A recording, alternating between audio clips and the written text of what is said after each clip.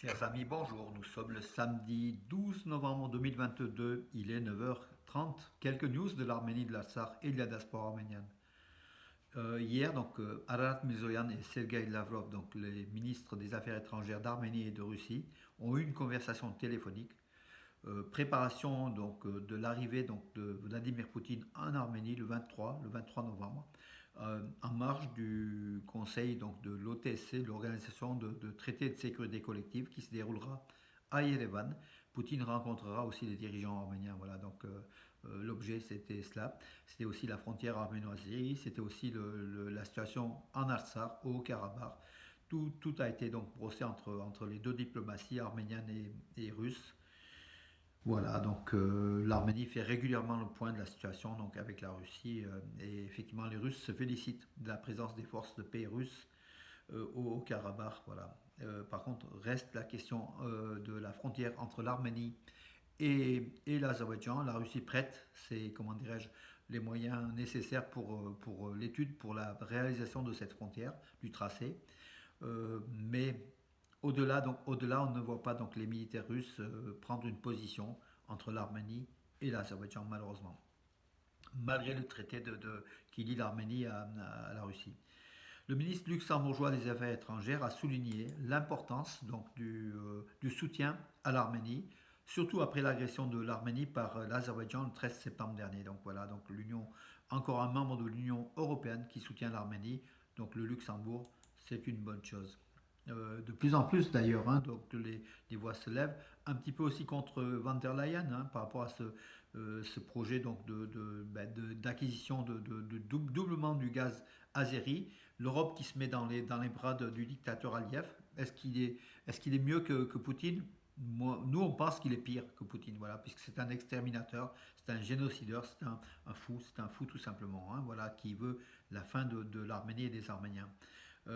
Voilà, donc l'Europe achète du gaz. Donc de plus en plus de langues euh, parlent de cette opération de l'Europe avec Van der Leyen qui a été à Bakou en juillet dernier, signé avec un partenaire selon elle fiable, alors que ce n'est pas du tout le cas.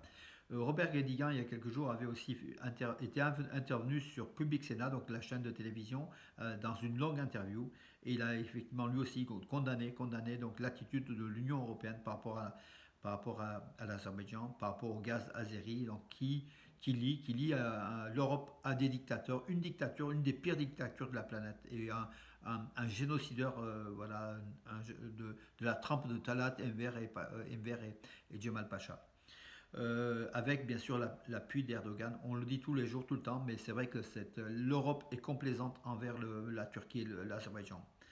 Euh, il neige en Arménie sur plusieurs régions. Le tronçon Saravan-Zanger qui relie l'Artsakh à l'Arménie est enneigé. Il y a quelques centimètres de neige. Sur de nombreuses régions d'Arménie, donc le froid est venu, donc voilà, la neige aussi, un petit peu en altitude. Euh, c'est aussi bon, c'est le début de l'hiver, donc on est en fin d'automne, donc bientôt ce sera le début de l'hiver, et c'est un petit peu normal, voilà, tout simplement. Mais l'Arménie fait face à cette situation. Donc selon le ministère arménien des communications, des transports, toutes les voies en Arménie sont ouvertes, voilà. Également en Artsakh, d'ailleurs, l'Artsakh qui recommande aux voitures de s'équiper de pneus neige, tout simplement. Eurovision Junior 2022, ça sera le 11 décembre à Yerevan. Donc on est à plus que 30 jours, et le compte à rebours a été, comment dirais-je, a été marqué hier à Yerevan. Le compte à rebours le 11 novembre, sur le quartier, le boulevard du Nord, à Yerevan, au centre d'Yerevan. Ça a été le compte à rebours, pardon, des 30 jours a été lancé tout simplement, voilà, dans un mois exactement. Ça sera l'Eurovision, donc le dimanche 11 décembre.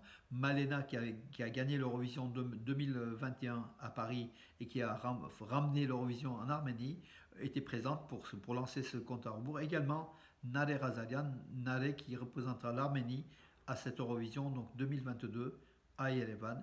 Voilà, tout cela, c'est une bonne animation pour l'Arménie, avec l'illumination le 5 décembre de l'arbre de géant, donc de l'arbre de Noël géant, avec des membres des délégations européennes, donc de l'Eurovision Junior. Voilà, c'était aussi une bonne chose.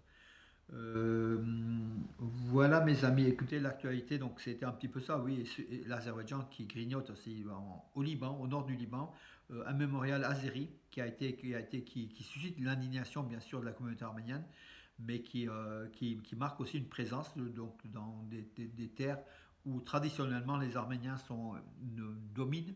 Voilà, les Azéris mettent aussi le pied au Liban du Nord, où justement ils ont érigé un monument dédié aux martyrs voilà, aux martyrs tout simplement à l'Azerbaïdjan. Donc c'est une mauvaise chose.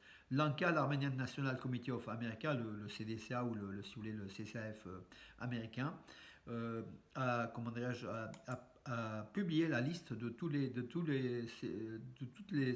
sénateurs qui ont été élus à la mi-mandat et qui sont favorables à la cause arménienne. Donc on en voit beaucoup. Beaucoup de ces sénateurs ont été soutenus par les Arméniens, par la communauté arménienne, par l'ANCA également, l'Armenian National Committee of America. Et puis bon, bien sûr, la défaite en Pennsylvanie de Mehmet Oz, qui est aussi une étape importante, un négationniste turc qui avait quand même la cote auprès des médias, qui a été battu, donc voilà, et c'est bien pour la cause arménienne tout simplement. Le panturquisme, bien sûr, adhésion. Donc, Chypre du Nord veut aussi adhérer donc, au panturquisme, hein, cette partie-là qui est pourtant pas reconnue. Le panturquisme qui est en mouvement, c'est le panturquisme, c'est le pantouranisme hein, géré par Erdogan, qui s'est retrouvé donc récemment, qui s'est retrouvé vendredi d'ailleurs, qui s'est retrouvé à un sommet en Ouzbékistan à Samarcande, voilà, avec 6-7 États donc turcophones du périmètre du panturquisme, dont le Kazakhstan hein, aussi, hein, il faut quand même le dire, Ouzbékistan sont quand même les pays importants hein, donc, voilà, du panturquisme et qui sont travaillés bien sûr par la Turquie. Et la candidature de la Chypre du Nord, qui n'est pas du tout reconnue, est aujourd'hui soutenue par la Turquie pour avoir un partenaire de plus, hein, pour essayer d'amener enfin pour essayer de contrer un petit peu les Grecs, hein, la partie grecque, et puis l'Europe, hein, et puis la Grèce, tout le reste. Voilà l'attitude de la Turquie qui est hostile à l'Europe, qui est hostile à la civilisation européenne, qui par le panturquisme désire faire un autre mouvement, un autre État.